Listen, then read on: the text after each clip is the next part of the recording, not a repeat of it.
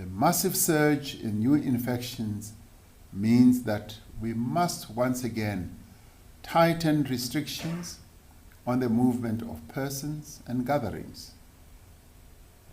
In view of the rising infections, the Cabinet has therefore decided to move the country to alert level 3. This will take effect later this evening once the regulations have been gazetted. This means that 1. The hours of curfew will start at 10 p.m. and end at 4 a.m. Second, non-essential establishments like restaurants, bars, and fitness centers will need to close by 9 p.m. to allow their employees and their patrons or customers to travel home before the start of the curfew. All gatherings will be limited to a maximum of 50 people indoors and 100 people outdoors. Where the venue is too small to accommodate these numbers with appropriate social distancing, then no more than 50% of the capacity of the venue may be used. This includes religious services, political events, and social gatherings, as well as restaurants, bars, taverns, and similar places.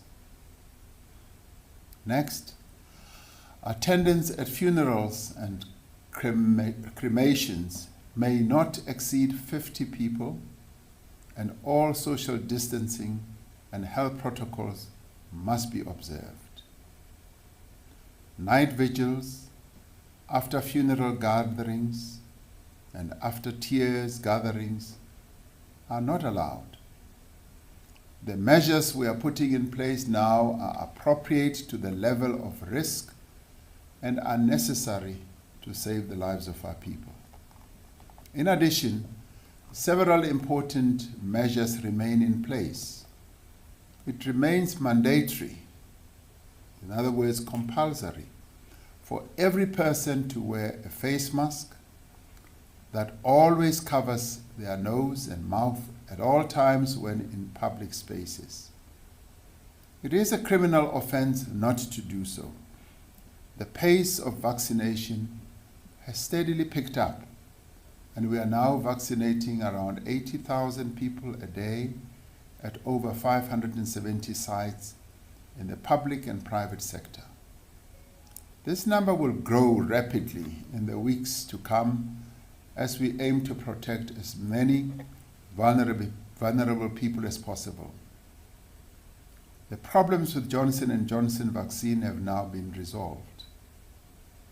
As a result of these problems, 2 million doses that had already been produced at the factory in Gqeberha, the Aspen factory, are unusable. The Aspen plant in Eastern Cape is now able to go ahead and produce new doses. The company has committed to significantly ramp up production and begin supplying the country within the next few days.